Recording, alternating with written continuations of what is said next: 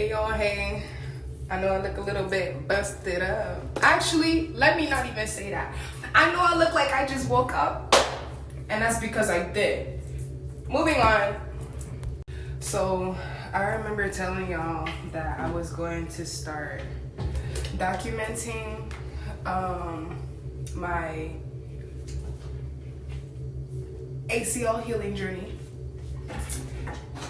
And I know what y'all thinking. Bitch, you tore ACL when you sitting up there flexing and Botoxing and whip-diddy-diddy with your legs and shit. This is my third time. This is my third day action, okay? First of all, okay. I'm getting ready to go to yoga with my homegirl, so I'm gonna speed this up for y'all. I tore my shit December 23rd, the day before motherfucking Christmas Eve. That shit was starting to feel like Hallows Eve, the way it operated, it turned out.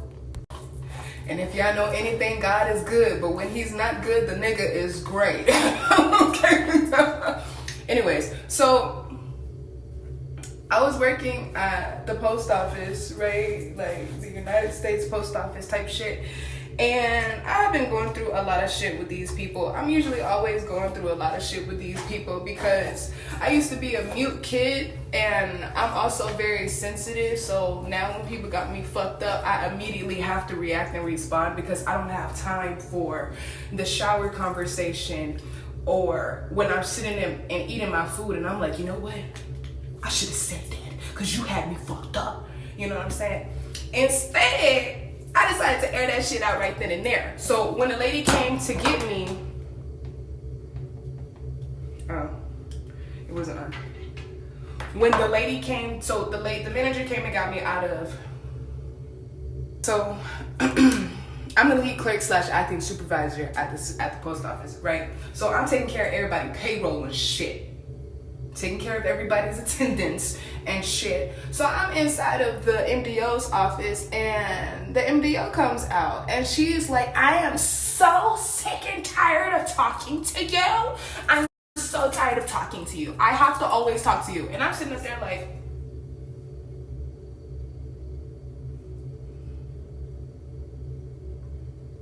today is my Monday. What are you talking about? You tired of talking to me? You haven't said nothing since I walked up in here. And these are not the type of bitches that speak either. And no, they're not black. And no, they're not white. She from a Southeast Asian. But that don't matter. It's not. I don't even think it's about racism. It's just purely disrespect and I want to say degenerate, but that's not the word that I'm looking for. Degradable and not biodegradable. Oh, you. And so she just still shouting. And then while she's shouting, like, I'm just calmly asking her, can you please explain to me what I did wrong? Can you please, I swear to God, like, yeah, I know I got a mouth on me, but I know how to control my shit, especially if I know I'm making a lot of money somewhere. I'm not going to be sitting up here talking disrespectful or whatever. But you said that I messed up. You should show me how and where I messed up so that I'm able to create a solution for the problem, because I'm a solutionist. I can't take all of the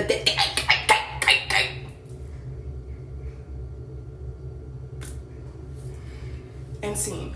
So I'm still asking her, like, can you please just explain to me what I did wrong? She's not really answering the question. She don't really give a fuck to answer the question. She's slamming shit around the goddamn around the office and shit like that. I'm like, you know what? I didn't smoke before my shift today. I don't really have the time and capacity. So I went to go. I said, you know what? You being disrespectful as fuck.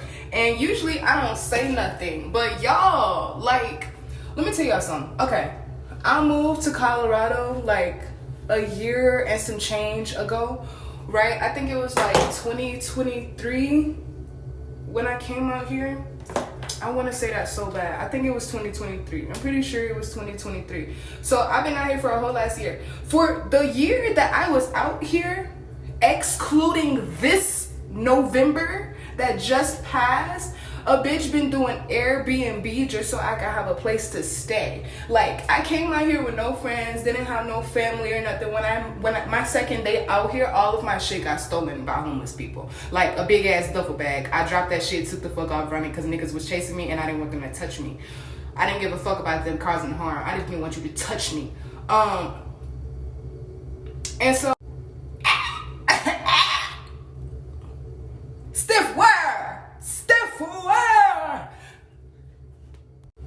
And so what I had been doing was, I had my little pity party first. I cried about it, of course, because I'm just a girl. I'm just a girl. And so finally I put on my big boy drawers, you know what I'm saying? I usually have on the boxers, but today I put on a drawers and the big fit, you feel me? Yeah. And so I was like, you know what? I'm gonna just deliver some Uber Eats. I'm gonna deliver some DoorDash. I'm gonna get some bread in my pocket because at the end of the day, I still need to have a place to sleep tonight, and I still have to make sure that I'm able to last out here until I go to the post office. So I was like, boom, boom, bam, bam, bam. I had the Uber Eats app downloaded, and I had the DoorDash Eats app downloaded, and I just started walking wherever the fuck that shit said to go, crossing the highway. Bitch, I gotta go in the woods. They got a lake right there. Like, a bitch was just sitting up there, like, delivering all types of fucking food. And eventually I got a bike, and then I made stuff like a little bit more easier. And the Airbnb I was staying at was like a couch outside, girl. Yes, girl, a couch outside. It got down like on the back porch type shit with a big ass comforter. Yeah, that shit had like a big ass comforter or whatever, and a bitch was sleeping out there. Like, it had like a little covering and everything, so I'm not just outside, you feel me? But that's what I was doing. I would get up every single day, early as fuck in the morning. As soon as like 6 o'clock, 8 o'clock hit, a bitch hadn't rose up out the bed, put on the clothes that I had gotten from the thrift store, from Goodwill, because I had gotten enough money to be able to do that, and get the bike. And then the Airbnb was only $10, so everything kind of like pretty much worked itself out. Not, you know. But I'm not really ashamed to talk. At first I kind of felt like a little bit ashamed, like, oh my god, a bitch is sleeping outside on the couch. But then I think about the shit that I was doing. A regular hoe would never put herself in a position to be like, usually people have better support systems. You know, usually people have better support systems. Usually, you know, like, there's other things that can help this person. But I was on my own, you know, be on my own, by my lonely, you feel me? That's not a flex. I didn't do that to flex. I be tired as fuck sometimes. Open the door for me. I'm just a girl. Yeah. And so, like, dealing with that homeless shit and then still making sure that I go to work on time. Like, I have finally started the job, like, maybe 2 months of me doing the Airbnb thing. And hold on. I'm getting a little bit besides myself and ahead of myself when it comes to explaining to y'all what the fuck the situation was. Okay, so doing Airbnb, yada yada yada yada yada.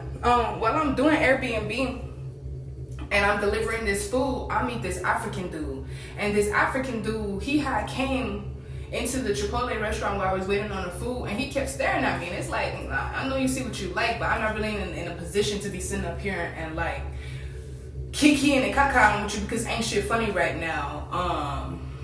I really want to just lay down. I really want to take a shower. I want to actually eat some real fucking food instead of these fucking snacks that I keep having to get. Girl, at first, after a while, I just started buying Chipotle because I was like, this shit like $8. Like, what the fuck? I'm going to get snacks and shit for a bitch class. Why I did it? I don't know. Anyways, so I was so this African dude was sitting up there looking at me or whatever, and he got his food, and then after he got his food, he left. And I thought he like left, but come to find out he was just sitting outside in his car waiting on me to come up out the shop. And so I was like, I've seen this game happen before. I'm not really worried about it too much like that. We in broad fucking daylight, and bitch, we in front of Chipotle. I know a few crackheads around this motherfucker is not gonna let you take me. I'm kidding. I wasn't thinking like that. But I was just sitting up there thinking, what does this man want? Oh! You know? And so I went outside and he asked me what I was doing, where I was going. I was like, I'm just going to go deliver my food, yada, yada, yada. So he told me to leave my bike parked and locked at the Chipotle thing. He was going to drive me to my destination. And I was like, that's fine. That's cool. I don't really have the patience, or I have enough patience to not. And so I had left my bike or whatever. That instantly failed. Like, don't. Anywho. So I had left my bike. I had jumped in the car or whatever. I'm not naive, y'all. I'm not slow. Like, I had planned. I talked to the dude and I let him know, like, I'm not trying to be on no shit, because he had invited me to his house and to his swimming pool. And at this time, nobody really knew the shit that Diddy was doing. You know what I'm saying? But I know what Diddy boppers be doing. You feel me? And so I was like, I'm not really trying to get human trafficked or whatever. If anything, push comes to shove, like, I would jump out this motherfucking car and I would take the fuck off rolling. Then not only that, but I'm like a low-key professional stay hopper. So he could do what you think you have the will to do. You feel me? But y'all know what's funny? The day before I had met this dude, my friend had told me, you know, the stuff that you're going through, usually females give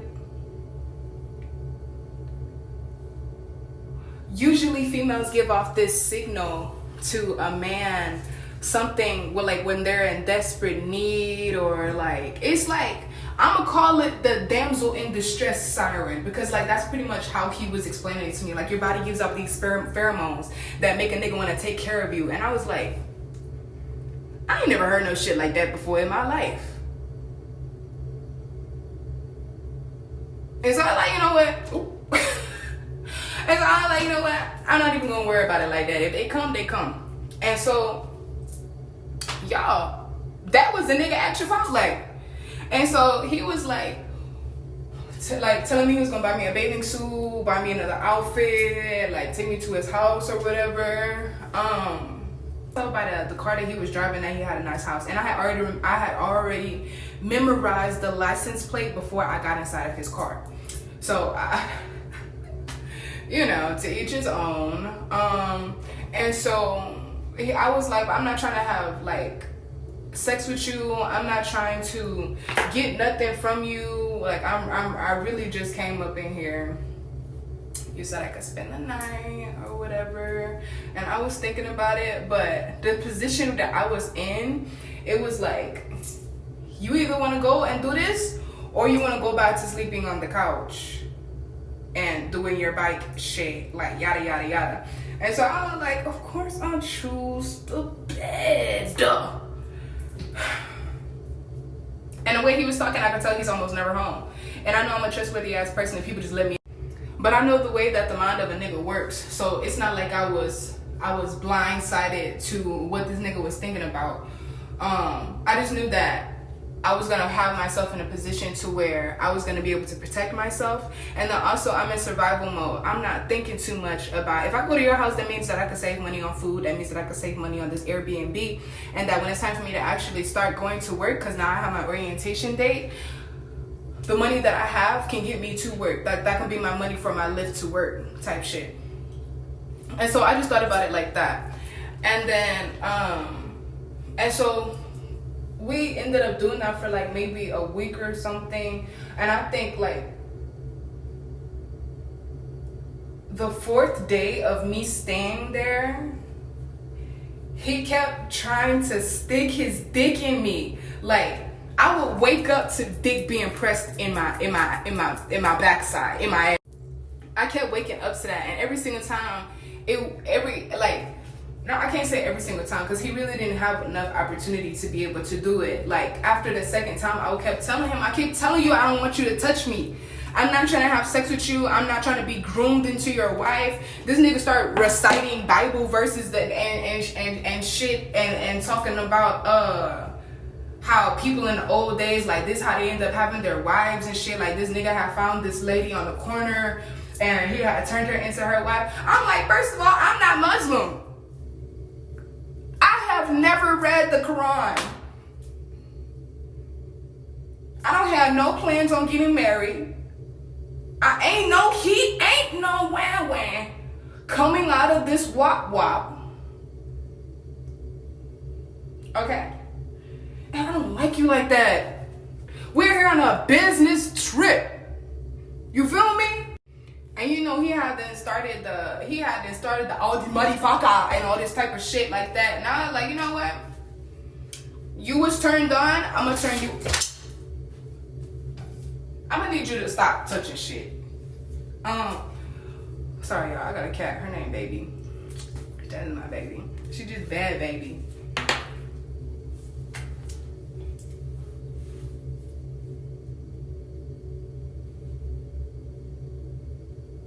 Yeah, so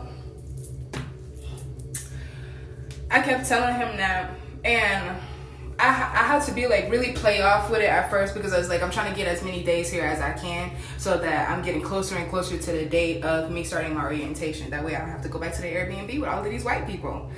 And so it's like when I was telling him that, he would get very upset about the situation. Like, what do I have to do? First of all, I'm gonna turn you off. So when I had got enough money and everything, I had went and ordered some hair, some Marley braids, and they were green. Because first of all, I wanted to call in some money. Two, I just felt like wearing something that was besides what I had been doing. That turned him completely the fuck off. Why is your hair green? Because I didn't want it to be black no more. Because I didn't want it to be brown no more. Oh, but your outfits, how are you going to match your outfits with it? First of all, I almost wear only brown or green. And majority of the time I wear black. And I know black go with everything. And then I put the black with the green and I look like a miniature. Shake go. Okay? Shake bop. Let me chill out. And so he wasn't really fucking with that. And so that mixed up with me not wanting to have sex with him. He kicked me out the house. I told you, I turned this shit off. Well, he didn't kick me out the house. He just told me that he needed some time alone. And so he dropped me back to the Airbnb. I wasn't really worried about the situation. I can go back to the house. I'm tired of you trying to fucking touch me.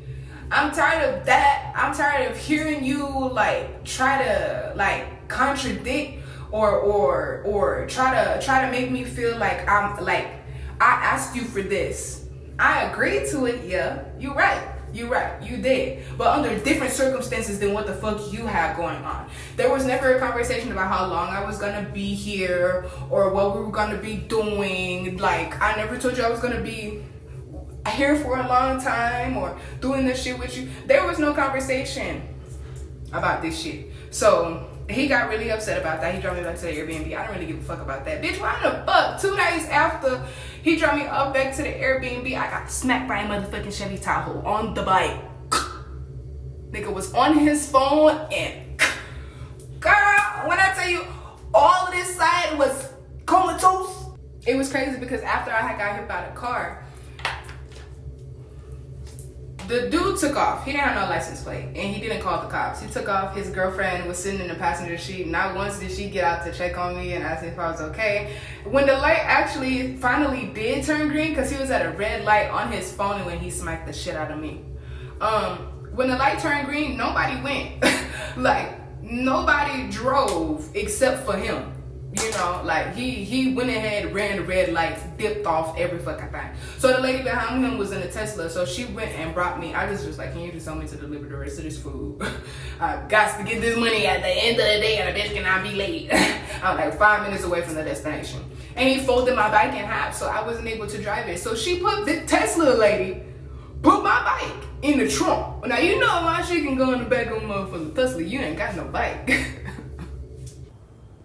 So after I ended up delivering the food, this one ended up getting me. After I delivered the food, I ended up going back to the Airbnb. As soon as we got to like the parking lot of the Airbnb, like the driveway, why the fucking African dude called me? I'm sitting up there like, but I'm in so much fucking pain, like I'm not even worried about that right now. So, and he told me he was on the way and he was gonna come and get me or whatever. He had like a heating pad or whatever at home. It was kind of cold outside, ain't gonna lie. Like, it was gonna be cold as fuck that night. And so I shifted back into my survival mode.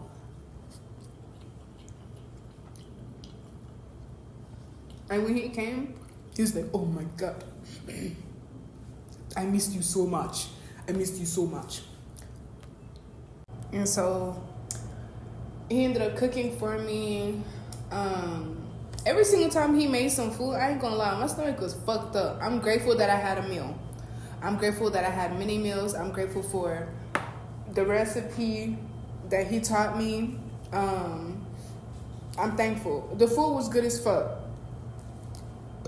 But that shit was fucking in my stomach left and right. Every single time I ate. So after that ended up happening, I ended up staying up over there again. And it was for like maybe a week and a half until he tried that shit again where I kept waking up with his shit pressing into me. And he was so pissed off that he didn't even like want to talk for like the rest of the day. And I guess he got high or whatever. He forgot about it. He moved past it. I don't know. Because he didn't speak about it. He ain't speak on it for the rest of the day. The next day, woke up to the same shit. But I'm literally 1 week away from me starting my job. So I'm like on the more like not so loud about it side. You know, I'm a lot more quiet. Of course, he didn't notice the fucking difference. I went to go take a bath because I needed to like sit in some water and just really come back to myself. It was just so much fucking happening at one time. And so I had ran a bath water and I was just like staring at myself in the mirror with the door closed. Why the fuck he walked in into the bathroom and he just wrapped his arms like around my waist from behind me, and girl, I just felt like so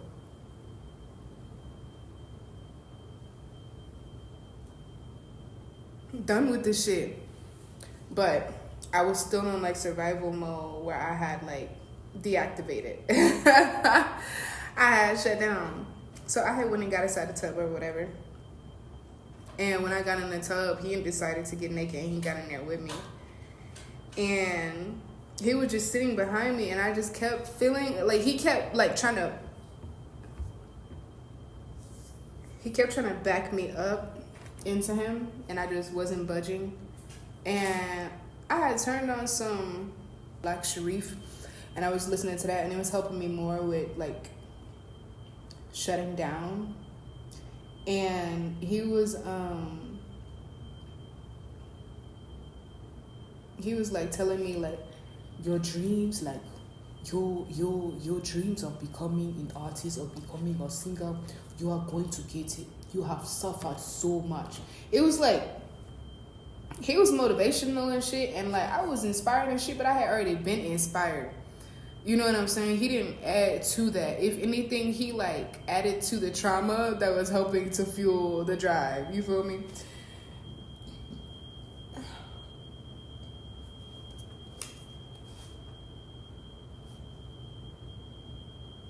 Y'all hear that? You sound like some ringing like a fire alarm. And so I still didn't really say anything besides thank you. And he ended up getting up and he was like, okay, I have to go and get ready for work. You can stay here. You don't have to get up. You don't have to do any work. DoorDash, by the way. He DoorDashes too, but he has a vehicle, so he be in that bitch like DoorDash and shit. So we was like low key doing it together. He would go drop me up to my location. If he don't have an order, bring me to where I need to go. Blase, blase, blase. He left. I knew his schedule already. I knew it took him like an hour, maybe 45 minutes in order for him to get downtown. And so I was just chilling in the bathtub and I clicked back on. About an hour and 30 minutes after he was leaving, I got the fuck up. I packed up all my shit. I took my bike from above his patio and I left. I had just enough money for me to be able to. The lady there, she had a problem with me. Like, she kept trying to, every single time she saw that I was at work and she would check the roll and stuff like that, she would put me in places where I have to do the most work. And I'm not really going to complain or whatever, because fortunately with this job, I get to have my headphones in. So I don't have to talk to nobody. I don't have to be bothered by anything. I could just lock the fuck in and focus on getting the job done. And that's what I was doing. And she would come up over there. Like, every time I would go use the bathroom, this bitch would be timing. Why are you recording me go to the bathroom, you fucking weirdo? And so she was sitting up there doing that. And I'm still, again, like, trying to keep my composure or whatever, because I'm not trying to have no smoke with these people. I ain't trying to sit here and talk to none of these people. I ain't trying to kick and call one of these people. I'm trying to get this fucking bread so I can get the fuck out of here and go support my music and invest in my fucking craft. So every time she would have like a meeting or something, or she was about to start talking, she would call me out of the crowd, or she would host meetings just so she could talk to me, just so she could talk at me, just so she could talk about me in front of the crowd. You feel what I'm saying? Like, she would be like, attendance problems. So I got a problem with clocking out all the time. And so she hosted a meeting where she was like, in Paris, you need to stop clocking out so late. And so, of course, I found that annoying as fuck, but I'm trying to mind my business because I'm making really good money here. I don't need nobody getting on my nerves and for me to fuck up my shit. Plus, I just came from a lot of shit, and I know I do a lot of fucking money. And so, of course, like, I'm still in survival mode. My body hurts all the time. But we'll get to that later.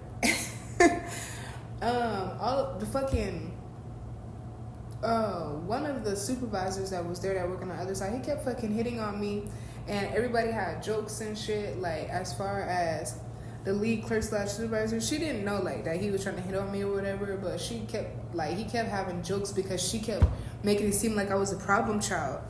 And so she kept writing me up for shit. She was in the bathroom, she wasn't at her spot, like, accused me of being like late to the meetings and stuff like that after lunch. And it was funny because I would clock in from lunch and then I would go back to my locker so that I can go and put my lunch kit or whatever, my Uber Eats, away. And so I didn't have time to be late. You feel me? Like, why would I fuck up my own money? Especially by doing a lunch break? Nah, I clocked in and I went to go put my shit away. So as soon as I went to go put my shit away, that shit took 2 fucking seconds damn near. She called me on the loudspeaker, Paris, please come to the front desk. I'm like, first of all, that's against our contract. You're not supposed to do stuff like that. And I remember I had ended up, like, I was getting tired of it, whatever. And so she ended up having, like, some type of an issue with another supervisor. And so she ended up quitting her position. Like, she ended up getting demoted her. They took her out of her spot. And then I applied for her position and I got it. And she was mad. So she went to a different shift. She left and went to, like, second shift or whatever it is. And I was the new person that was handling everybody's payroll, handling the schedule, handling yeah. And of course, I'm on top of my game, I'm on top of my shit. Because for one, I ain't never been in that job longer than a year. Second of all, I ain't never been promoted at no position before. So I was like, feeling a little bit like Nutty Professor. And so, what I was gonna say, I was dealing a lot with depression and loneliness. And a little bit of imposter syndrome as well, because I was so wrapped up in my survival mode and so wrapped up in, like, you have to do this. Pushing myself to get out of the bed, not taking no off days, really. And then all of a sudden, like, of course, the 6 days a week started, and I was just collecting bread, doing overtime, being tired as fuck. And it was like people were still fucking with me. And I don't know. I don't have no problem with no coworker, because it's like your name not on my paycheck. My name is. I'm actually the only name that's on the paycheck. And so I wasn't really stressed or worried about that. And so, new levels, new devils. Now I got coworkers looking at me weird and shit like that because I already don't talk to nobody, so they didn't know what to expect. They be thinking because I be walking around this bitch with a resting bitch face that I'm an actual bitch, which I don't mind. I don't really give a damn what you think. But now I'm dealing with the MDO, I'm dealing with the supervisor, I'm dealing with the mail flow, control room, like causing a bunch of annoyance. Me and mail flow were pretty cool, and then one day, in the midst of me like already being completely exhausted with dealing with this MDO shit and these other coworkers, I had heard them talking about me, and that was kind of funny to me. But because like I'm prone to kiki and kaka with them, you know what I'm saying? Because I thought that they were cool people, and so once I had heard them talking about me, and it's funny because I be walking around with my headphones, so people just automatically think that music is playing. 75% of the time, the music is playing. The other 35%, I'm just watching to see if you're gonna try to play with me. And so after I heard him talking about me, I wasn't talking. I'm dealing with this coworker who keep trying to sabotage my position, and then also just doing weird ass shit that he think is gonna annoy the fuck out of me, to get me riled up. Now, mind you, I don't have no house. I don't have no apartment. I'm doing Airbnb and everything because I don't have no place to stay. And it was like, I had a 600 credit score, but I didn't have no credit history. Like, never had no credit card.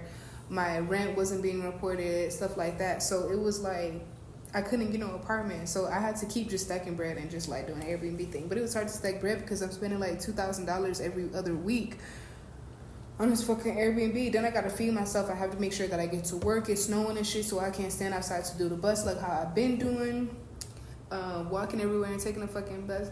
So it was a very stressful moment, and I really had to contain myself because as a leader, I can't take that out on my employees. I can't take that out on my coworkers, and I damn sure can't take that out on my boss. So I'm like listening to my binaural beats, my frequencies. I'm meditating as much as I possibly can. And you know, this gay dude, he just kept like, nah, I do not have a problem with gay people. I don't have no problem with anybody in the LGBTQ community. However, if you are a 60-year-old homosexual, you're 60, do not act like you are 6 years old. That's what I have a problem with. If you're gonna act like a female, you need to be acting like a grown-ass woman, not no little bitty-ass child. So he's sitting up there, he'd be throwing shit at me at work. He be trying to like change the schedule and everything. He want to go report everything. Like, he pretty much think he me, but he can never be me. You feel me? And so one day he had threw the clipboard at me. I got his ass walked the fuck up out of there. I've already given him like multiple like opportunities to just leave me the fuck alone, and he just wouldn't leave me the fuck alone. And like I said, like, I'm very good at handling my irritation. So when he threw the clipboard at me, I had just gotten my apartment like maybe 2 months ago. And since we're getting so much overtime, I'm already 1 month paid up on my rent. So we at work, and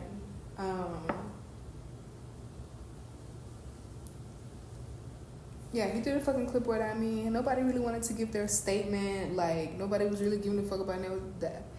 I didn't really give a fuck. Like, I was so tired of dealing with them and being like stuck on like survival mode and in my masculine energy and my body hurting. And like, people talking to me, like the manager, she be cursing everybody out. So it was like, when she was talking about, I'm so sick and tired, like, that's how they usually talk to people. And the other lady, she's of Indian descent. She takes like the spot of the Asian descent lady whenever she's not there. So she be the other like person in charge. She be calling people out of their names. Whenever she talks to black people, she be like, when I'm talking to you, you do not look at me, you look down. Like, who the fuck are you talking to?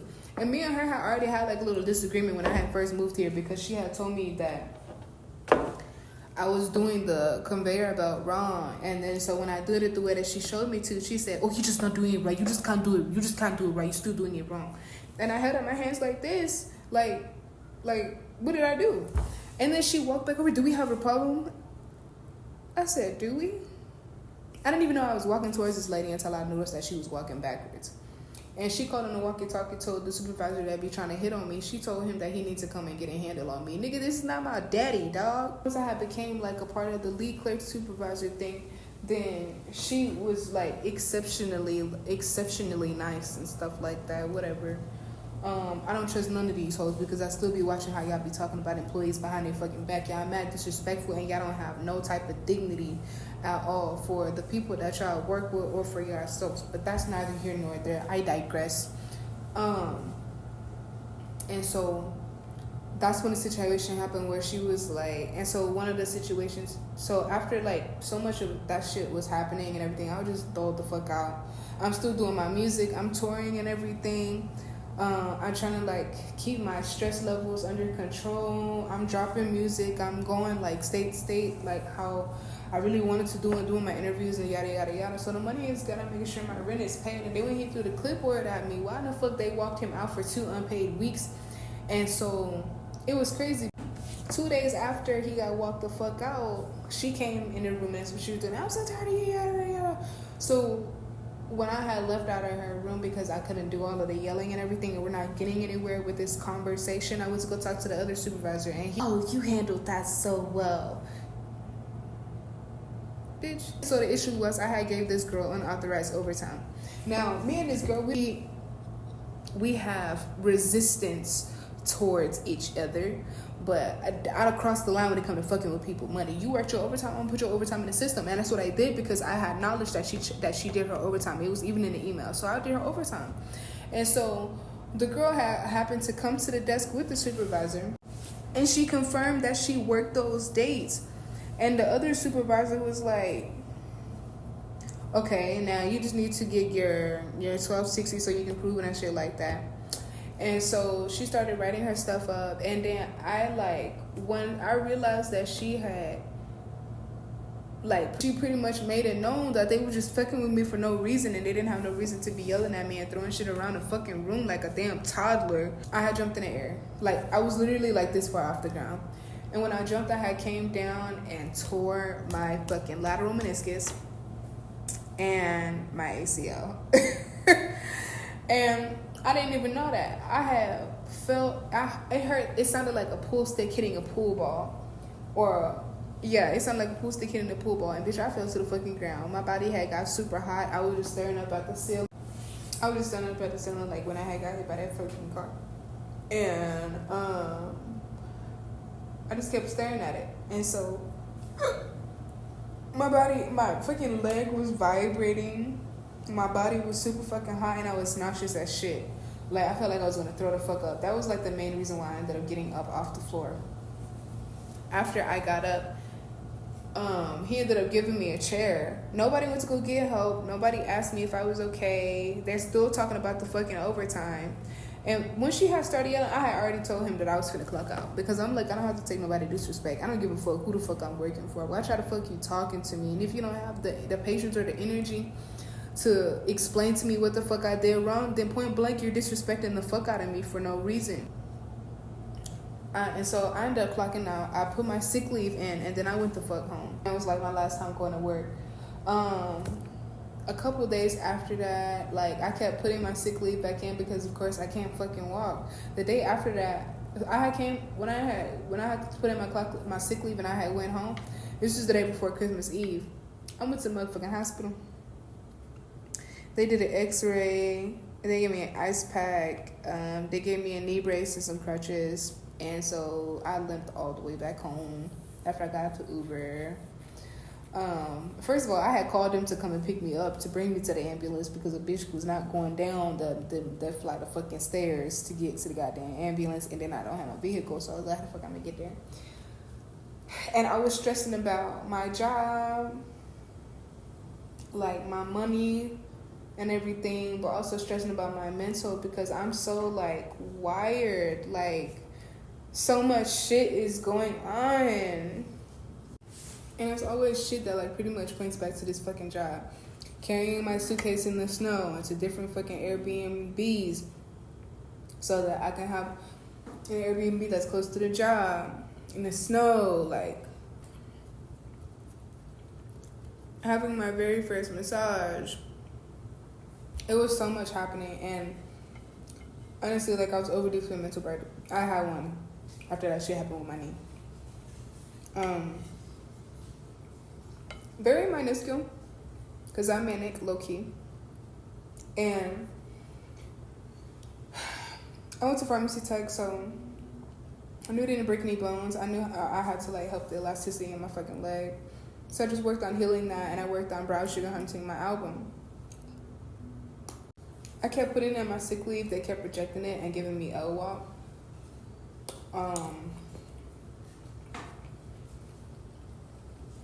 I kept trying to call them. I had the supervisor's phone, so I'm texting him and calling him. He rejecting the fuck out of my shit. Everybody's like projecting the fuck out of my shit. I'm like, wow.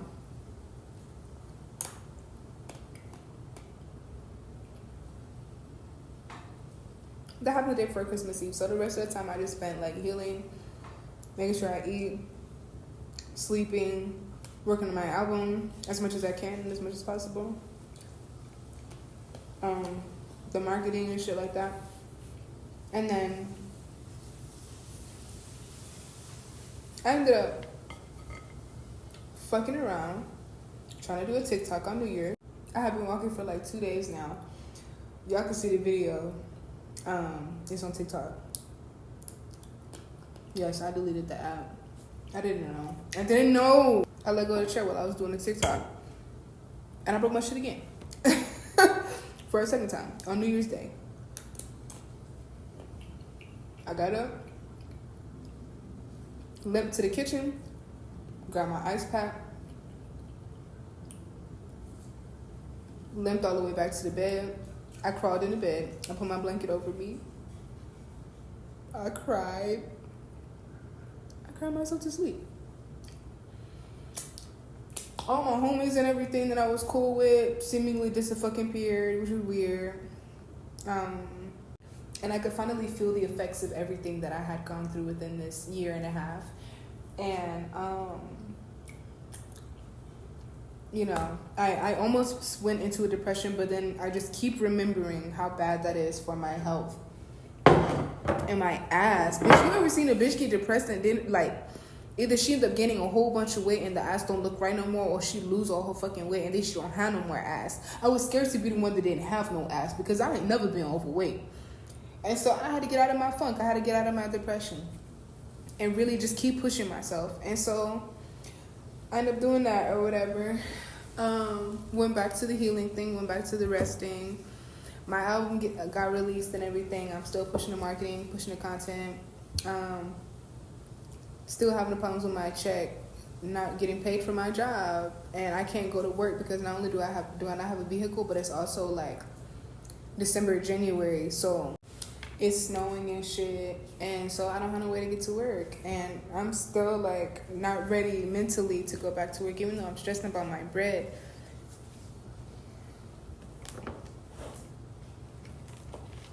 Like, Brody, I wrap crystals and shit, so it was like, I'm gonna just focus on my craft. I'm gonna focus on my shit, and I'm gonna just like do what I need to do in order for me to make my own bread, so I don't have to depend on these people who disrespected the fuck out of me. I don't want to be one of those people who have to depend on, and I have to go crawling back to people, and I don't have to be one of those people. And so I ended up going to them on the 7th because they had sent one of them investigative reviews to my house. And I didn't want to get fired yet because I knew that the attendance thing was going to reset. And so I didn't quit. I didn't resign, none of that other shit. But when I had walked inside of the building on the 7th, that lady that I was telling y'all about, they had told the dude, when I'm talking to you, you look down. You don't look at me. That lady was walking behind an elderly black lady, a skinny elderly black lady. And she was like, what did you say, shithead? What are you going to do about it, shithead? You don't have nothing to say, shithead. You have something to say, shithead? You need to turn around and talk to me, shithead. These ladies probably about around the same age. I don't fucking know. But the black lady's not turning around to, like, antagonize this lady even more. She just keep calling her a shithead. And that, like, heightened my anxiety more. because I was already on the edge about coming back to work. And it kind of like solidified, like, I don't need to be here. And so I was probably at work for about an hour and a half. And when I had got to work, I had immediately went to go see the MDO because for some reason the supervisor not there. She don't know nothing about my injury. I've been gone for almost 3 weeks. And I just kept thinking about it. I kept trying to listen to music or whatever so I could just chill out. The MDO talking about she don't know nothing about my injury. She's going to prove that it didn't happen at the job. The supervisor never spoke to her about anything. And I didn't have the appropriate paperwork. I had my doctor's notes for my physical therapy. I had my hospital papers. I had the little wristband with the date on there. Like, I saved all my shit. And then I showed her the screenshots, the pictures of me in the hospital, everything. So it was kind of like, she told me she was gonna fight against my FMLA and my sick leave. And just like, she kept trying to challenge me to feel like it didn't happen. That mixed with the shithead and the yelling and all of that shit, I stayed there for about an hour, and then I clocked the fuck out and I went home. And I never went back. So I'm finally going to yoga and the little lounges and community gatherings and full moon cleansing. I'm finally focusing on my self-care. I'm finally focusing on my self-love. I'm finally focusing on my rest. I have friends that care about me. I'm surrounded by so much love. And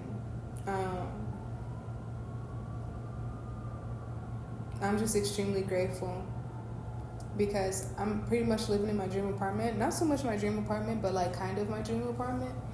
I have a cat, which is all that I wanted was my apartment and my cat. And it was just like this level of peace that I am. That job was very toxic to what I needed. There's no need for me to be in survival mode. I can handle this. I've been through so much.